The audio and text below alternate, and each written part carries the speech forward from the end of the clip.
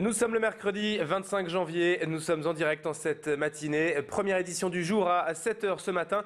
Bienvenue à toutes et à tous sur Grand Lille TV et merci d'être déjà en notre compagnie pour suivre ensemble l'actualité de la métropole lilloise.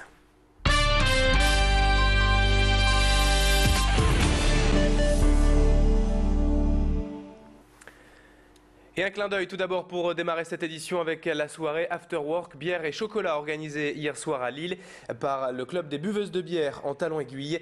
Ces femmes dont on a déjà parlé sur Grand Lille TV étaient une quinzaine hier soir au Café Moc dans Lille pour réunis donc autour de la bière et du chocolat. Elisabeth Pierre, biérologue lilloise, était également présente pour expliquer les associations gustatives entre les deux produits. En effet, on retrouve dans le chocolat certaines saveurs de malt qui le rapprochent donc de la bière, ce qui explique cette association surprenante mais réussie. Les chocolats et les gaufres étaient offerts par une célèbre pâtisserie lilloise et c'est Pierre Beauvillain qui a eu la chance de se joindre aux buveuses de bière en talons aiguilles hier soir.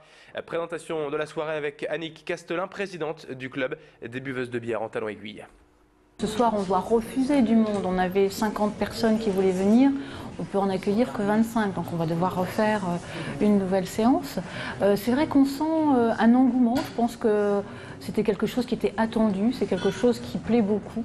Et moi, je suis très contente parce que c'est une association, finalement, un groupe qui fonctionne extrêmement bien, grâce justement à toutes les personnes qui sont autour de moi et qui sont passionnées par la bière.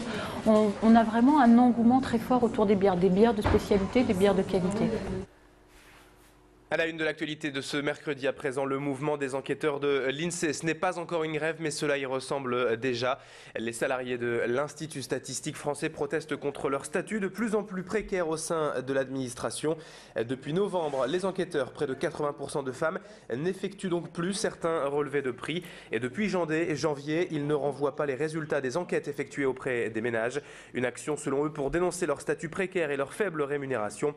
D'après les syndicats, en 2009, la moitié des enquêteurs avait un salaire brut de moins de 850 € par mois et ils demandent simplement un nouveau statut intégrant, je cite, une réelle reconnaissance de la qualité de leur travail et de leur conscience professionnelle. Une rencontre devait avoir lieu hier après-midi entre les organisations syndicales et la direction. Retour sur les raisons de ce mouvement avec Marie-Thérèse Lemoine du syndicat CGT à l'INSEE au micro de Clément Carion. L'administration refusait d'entendre, ça fait quand même 2 ans qu'on est en négociation. Il y avait très peu d'avancées, même pas du tout d'ailleurs.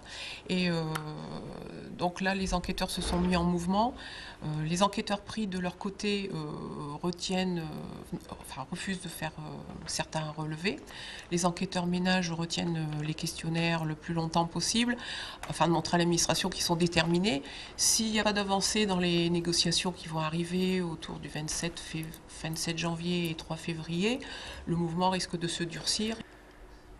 L'association CIMAD a présenté hier à Lille un état des lieux, un bilan très pessimiste de la migration en France. Association d'assistance juridique qui aide donc les migrants à gérer leur situation face à l'administration française. La CIMAD estime qu'il y est de plus en plus difficile d'obtenir le droit d'asile en France. Depuis 2010, il faut en moyenne 184 jours pour obtenir une réponse et en cas de refus, le recours peut facilement dépasser les 19 mois d'attente, même pour les personnes issues de pays en guerre.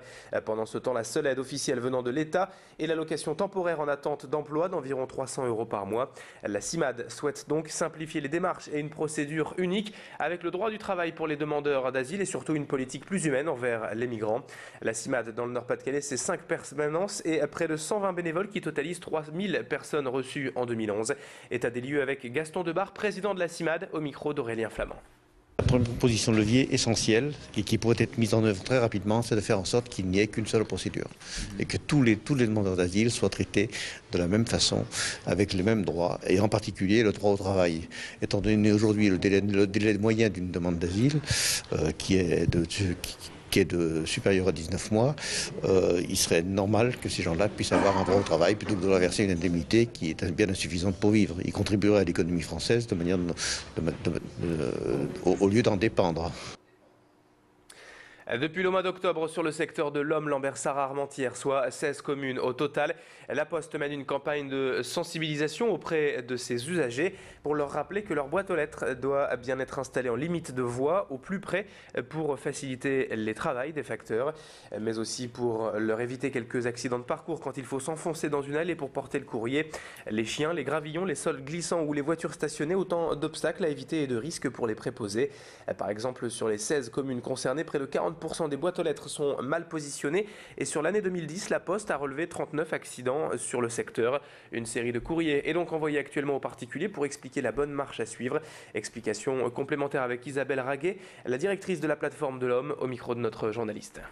C'est une démarche de sensibilisation, donc on essaye de trouver, je dirais, des solutions avec nos clients, bien entendu, c'est-à-dire de trouver, par exemple pour des personnes âgées ou des personnes handicapées, pour qui ça peut poser problème, de trouver des solutions ensemble. Donc on est vraiment à leur écoute. Nos facteurs sont aussi au quotidien, je dirais, les interlocuteurs privilégiés de nos clients, pour leur expliquer le problème et trouver les solutions ensemble. On est même prêt à se déplacer si c'est nécessaire avec le client pour trouver la bonne solution. On termine maintenant cette édition avec ces images de sport et de football puisque le LOSC a présenté officiellement hier sa dernière recrue du Mercato. L'attaquant Nolan Roux a donc rejoint les Dogs pour un contrat de 4 ans et demi et contre 8 millions d'euros. Un transfert pour pallier le futur départ probable de Moussa Sow en Turquie. Le joueur picard né à Compiègne et formé à Lens fait donc son retour dans la région. À 23 ans et après avoir éclaté au plus haut niveau avec Brest, Nolan Roux devra maintenant confirmer avec le LOSC au sommet du championnat et peut-être dès ce week-end d'ailleurs à Saint-Étienne. C'est la fin de ce journal à 7h passé de 6 minutes. Excellente matinée à toutes et à tous. Restez avec nous dans un instant la météo du jour et de la fin de semaine et l'infotrafic en temps réel.